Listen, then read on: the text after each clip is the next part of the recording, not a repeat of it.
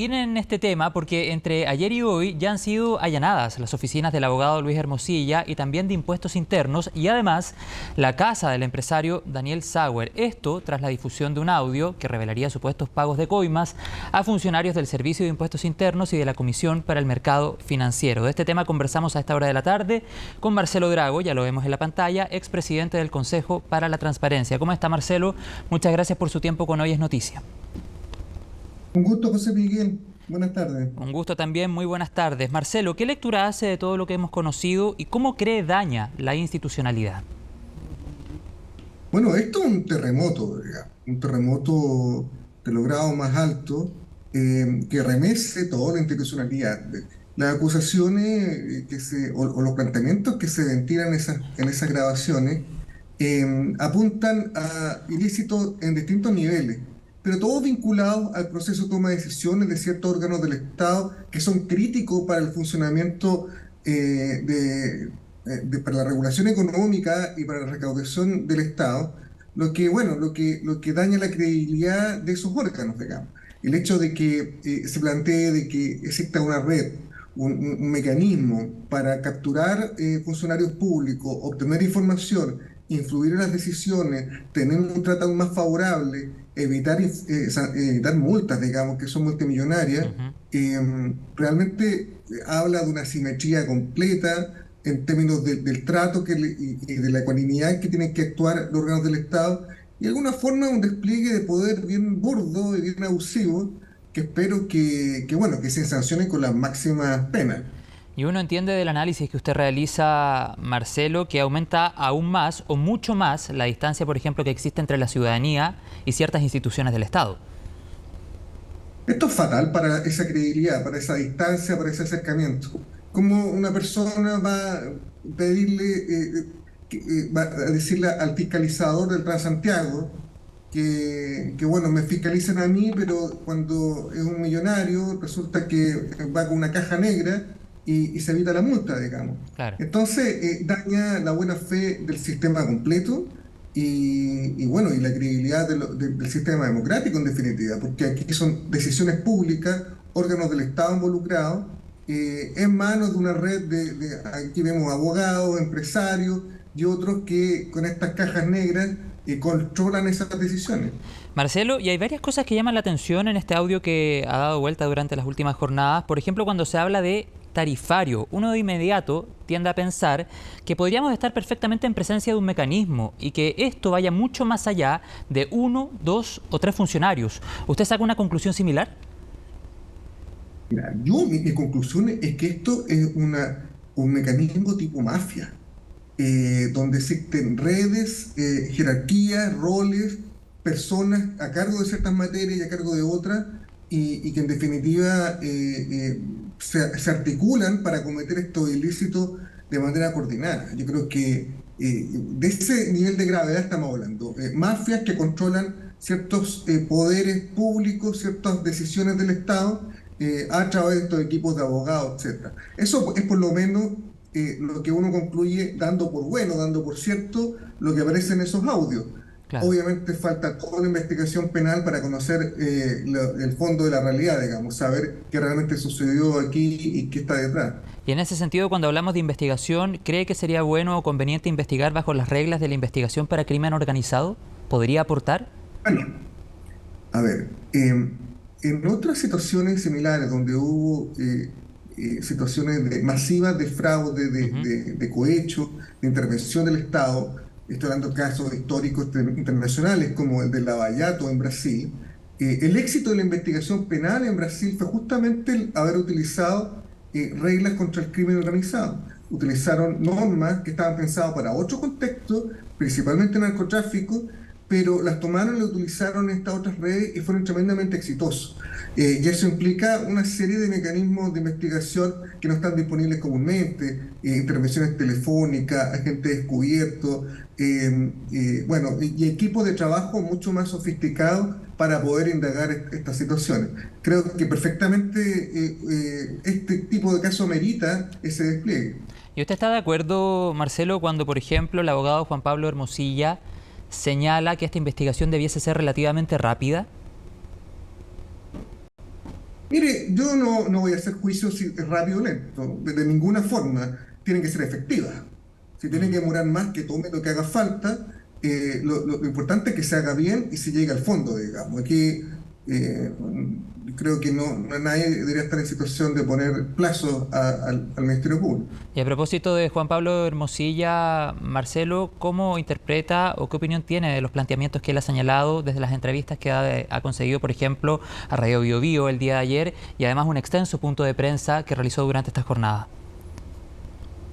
Bueno, están planteando una línea de defensa bien clara, instalando que se trata de una operación política, que de una forma de perjudicarlos, que ese tipo de prueba, digamos, esa grabación hecha de forma subrepticia no podría ser utilizada como prueba. Todos elementos que seguramente son línea de defensa, la línea de defensa que van a desplegar después a nivel judicial.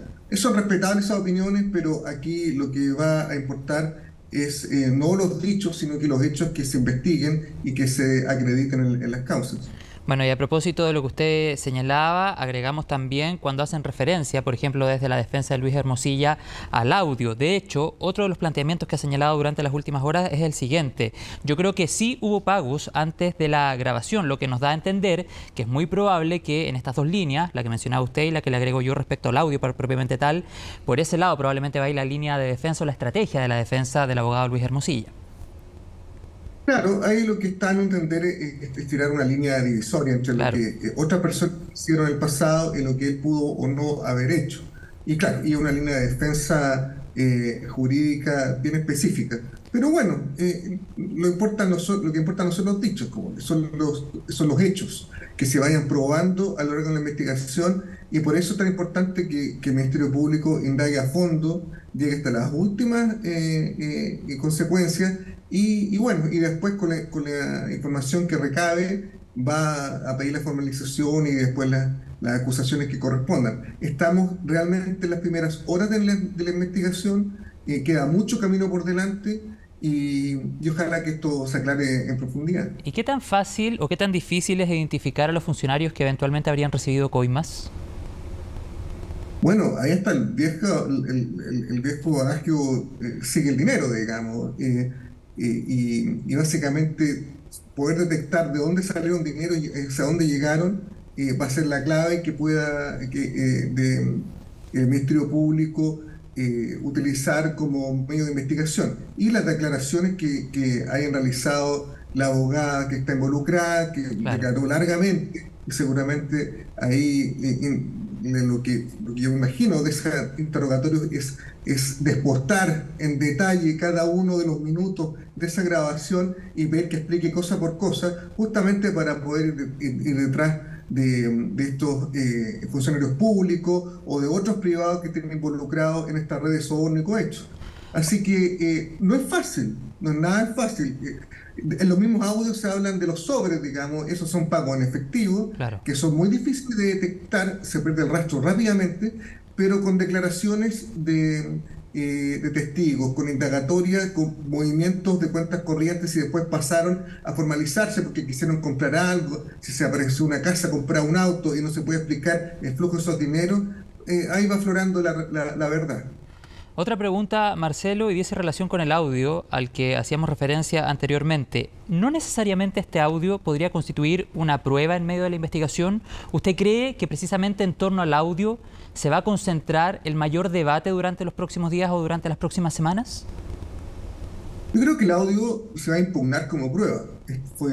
O van a intentar impugnarlo, digamos, porque fue realizado de forma subrepticia, sin consentimiento ni conocimiento de quienes estaban presentes, excepto de la persona que grabó, asumiendo que también estaba en conocimiento, todo Ujú. indica que sí, pero no es la única prueba. De hecho, es el punto de partida, digamos. Con eso tiene algún antecedente, pero si después eso se respalda con una declaración testimonial, como con la que se está tomando del abogado, y con otra, y con el resto de la investigación, esa prueba por sí sola no fundamenta todo en la acusación, sino que solo es el punto de partida, una parte del proceso. Y con los antecedentes que tenemos hasta ahora, ¿a usted o a su juicio le parece una prueba válida? Yo creo que en definitiva puede darse como una prueba válida. No fue una grabación hecha por un funcionario en una investigación de carácter penal, no es una prueba ilícita fabricada por investigadores del Estado. Sí se puede cuestionar porque efectivamente puede caer dentro del ilícito que está en el Código Penal sobre grabaciones sin consentimiento, o una violación a la privacidad de las personas, porque la persona que grabó aparentemente formó parte de la conversación, entonces no es que haya capturado desde afuera.